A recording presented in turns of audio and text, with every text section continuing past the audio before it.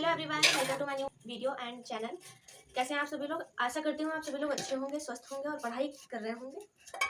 तो अभी हम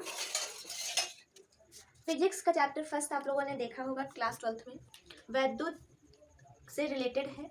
कूलाम का नियम फर्स्ट चैप्टर है आपका, कूलाम का नियम तथा वैद्युत क्षेत्र। तो कूलाम का नियम क्या होता है वो हम आज आपको बता रहे हैं, ठीक है। कोई एक पहले तो कूलाम का नियम, ये नाम कैसे पड़ा आपको पता होना चाहिए। कूलाम का नियम एक कूलाम रियल नहीं नाम है उनका, उनका नाम था कूलम्ब नाम था। और एक फ्रांसीसी वैज्ञानिक थे जिन्होंने एक नियम दिया, रिलेटेड है किससे, आकर्षण और प्रतिकर्षण बल से रिलेटेड है। तो क्या है ये नियम, देखते हैं। सबसे पहले नियम है दो स्थिर बिंदु आवेश, कौन कौन से हैं, Q1 है और Q2 है, ठीक है, जो एक दूसरे से कितनी r दूरी पर स्थित है। ठीक, हम कोई आवेश ले रहे हैं, स्थिर बिंदु आवेश है कोई दो, ये कोई Q1 है और ये पॉइंट जो है ये Q2 है। ओके, ये मान लिया हमने A निकाय है, ये B निकाय है। यहाँ से यहाँ तक के जो Q1 से Q2 के बीच की जो दूरी है वो कितनी दूरी है, r दूरी पर स्थित है, ठीक है। तब इंपॉर्टेंट है बच्चों, ध्यान से पढ़ना इसको, इस पर लगने वाला आकर्षण अथवा प्रतिकर्षण बल, कौन सा बल, आकर्षण या प्रतिकर्षण बल, उनके आवेशों के गुणनफल के अनुक्रमानुपाती। तो देखो फर्स्ट कंडीशन हमको यहाँ से मिल रही है, उनके आवेशों के गुणनफल के अनुक्रमानुपाती तथा उनके बीच की दूरी के वर्ग के व्युत्क्रमानुपाती होता है। ये आपका नियम है थ्योरेटिकल। इसको प्रूव कैसे करना है ये हम आपको बता रहे हैं अभी। तो जो हमें कंडीशन दे रहा है, दो कंडीशन है देखो यहाँ पे, एक तो है आपकी कि आकर्षण अथवा प्रतिकर्षण बल उनके आवेशों के गुणनफल के अनुक्रमानुपाती, पहली कंडीशन हो गई।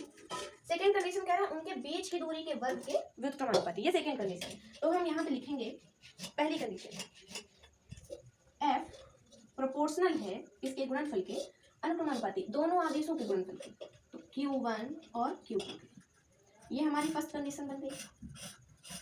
सेकेंड कंडीशन कह रहा है उनके बीच की दूरी के वर्ग की, तो क्या है, बल है, तो बल को हम F से प्रदर्शित कर रहे हैं। तो F प्रोपोर्शनल है बीच की दूरी के वर्ग के व्युत्क्रमानुपाती, देख रहे हैं ध्यान से, व्युत्क्रमानुपाती का मतलब है 1/r दूरी है इसका। ये हमारी दोनों कंडीशन होंगी, समझ में आ रहा है आप लोगों को, ठीक है। अब इसका संयुक्त रूप देखते हैं क्या होता है। इसका संयुक्त रूप,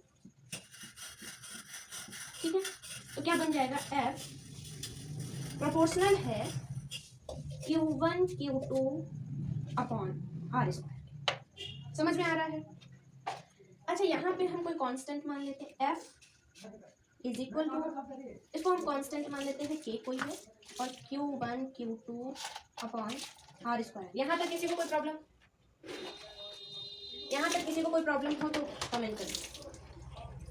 नेक्स्ट लाइन में इसलिए K बराबर यहाँ पे हम नियतांक है, कांस्टेंट है, उसकी वैल्यू होती है K is equal to 1 upon, sorry small है 1/4 पाई एप्सिलॉन नॉट।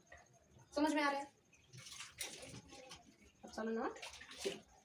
तो हम K की वैल्यू यहाँ से उठा के यहाँ पे पुट करा देंगे, तो हो जाएगा 1/4 pi epsilon not K into Q1 Q2 upon r square. ये आपका कूलाम का नियम है जो कि प्रूव हो गया है, ठीक है।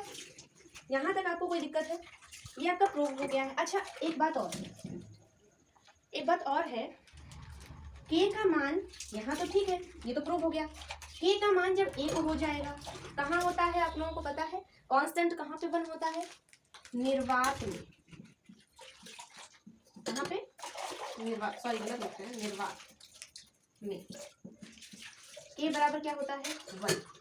तो यहाँ पे हमारा क्या आ जाएगा, फॉर्मूला आ जाएगा F इज इक्वल टू, यहाँ पे K है, यहाँ पे K इज इक्वल टू 1 रखेंगे तो हो जाएगा 1/4 pi epsilon not into Q1 Q2 upon r।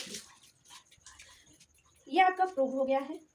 एक तो रिजल्ट ये निर्वात में आया है आपका, और वैसे अगर आप यहाँ तक लगाएंगे तो भी आपको एग्जामिनर पूरा नंबर देगा, कोई प्रॉब्लम नहीं है, ठीक है।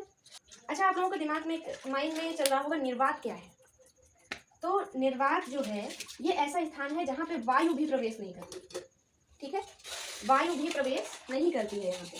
कहाँ पे? निर्वात में। बहुत से लोगों को नहीं पता होता है ये, वायु का, वायु नहीं होती है, ठीक है। वायु कहाँ नहीं होती है ये आप लोग कमेंट करिएगा, बता दूं। अंतरिक्ष में नहीं होती। कहाँ पे? अंतरिक्ष में,